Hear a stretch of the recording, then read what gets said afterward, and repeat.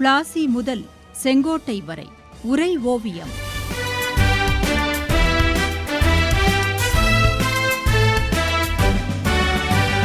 சும்மாவா வந்தது சுதந்திரம் என்பது, சும்மாவா வந்தது.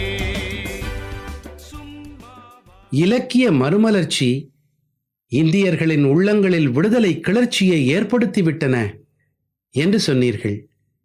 வங்கமும் தமிழகமும் தேசிய எண்ணத்தை வலுவாக பரப்பி விடுதலை போராட்டத்தில் தனியிடம் பெற்றன.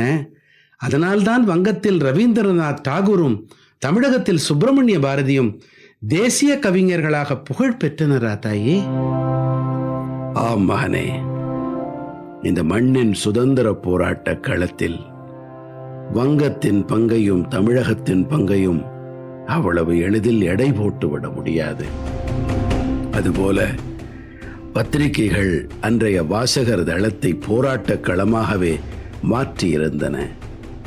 இந்திய தேசியம், தேசிய கண்ணோட்டம் என்றெல்லாம் பத்திரிகைகள் ஒரு வரையறையை ஏற்படுத்தி இருந்தன.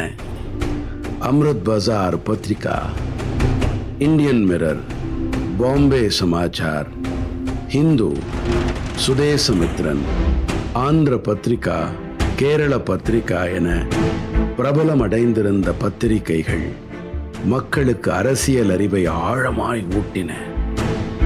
இந்த பத்திரிகைகளின் அரசியல் கல்வி பெற்ற வாசகர்கள் பொதுதளங்களில் நடப்பியலை மக்களிடையே விவாதித்தார்கள். மக்களாட்சி, சுயாட்சி, சட்டத்தின் ஆட்சி, மக்களின் உரிமைகள், இவை போன்ற அரசியல் கோட்பாடுகளை அவை மக்களிடம் அறிமுகம் செய்தன. இதனால் இவை குறித்த விவாதங்களும் கருத்தோட்டங்களும் மக்களிடம் வளர்ந்தன. அரசியல் அமைப்புகள் குறித்தும் அவற்றின் முக்கியமான கூட்டங்கள், அவற்றில் எடுத்துச் சொல்லப்படும் கருத்துகள், தீர்மானங்கள், இவை குறித்தும் தலைவர்களின் நடவடிக்கைகள் குறித்தும் செய்திகளையும் கட்டுரைகளையும் பிரசுரித்து மக்களின் ஆதரவை ஒன்று திரட்டின. ஒருபுறம் மக்களின் பிரச்சனைகள் குறித்தும் சாமானியர்களின் கோரிக்கைகள் பற்றியும் அதிகம் பிரசுரிக்கப்பட்டதென்றால், மறுபுறம் ஆங்கிலேய அரசாங்கத்தின் தவறான போக்குகள், கொள்கைகள், நடத்தைகளை விமர்சனம் செய்தும் கட்டுரைகள் பிரசுரிக்கப்பட்டன.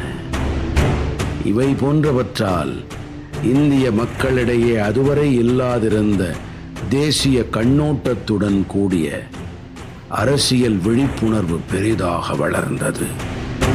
வங்கத்தில் 1867 நபகோபால் மித்ரா ஹிந்து மேளா என்ற அமைப்பை தொடங்கினான்.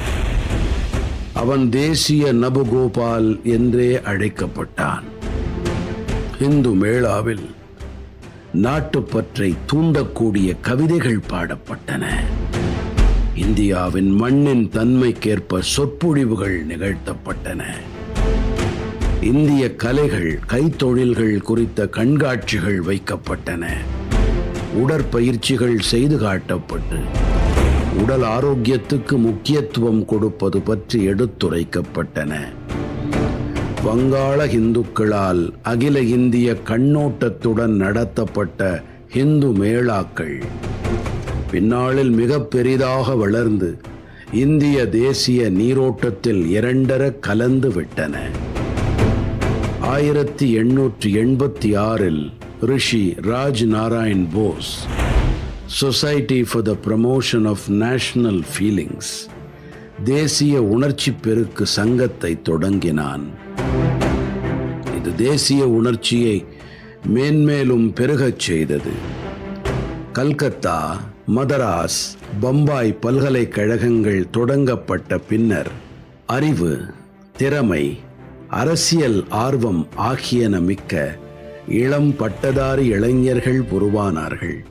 ஆனால் அவர்களுக்கு ஏற்ற வகையில் வேலை வாய்ப்புகள் இல்லாததால் அவர்கள் பெருத்த ஏமாற்றம் அடைந்திருந்தார்கள். நிர்வாக உயர் பதவிகளெல்லாம் ஆங்கிலேயருக்கே ஒதுக்கப்பட்டிருந்தன.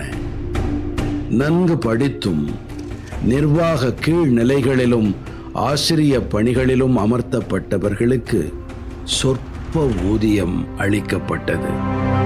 ஊதிய உயர்வு அற்று பதவி உயர்வு ஏதுமின்றி அவர்கள் பெரும் மனக்கசப்பில் இருந்தார்கள்.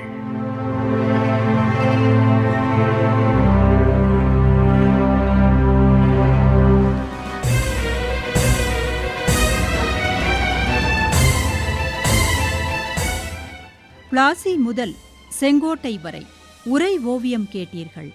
போரிலே இறங்கிவிட்டால் இன்னல் சூழும் தெரியும். பெற்ற தாய் பசித்திருப்பாள், பிள்ளைக்கது புரியும். அன்னையர்க்கு அன்னையார பாரதியின் துயர் துடைக்க அன்னை தானை அழித்துக் கொண்டோர் எத்தனையோ எத்தனை. சும்மாவா வந்தது சுதந்திரம் என்பது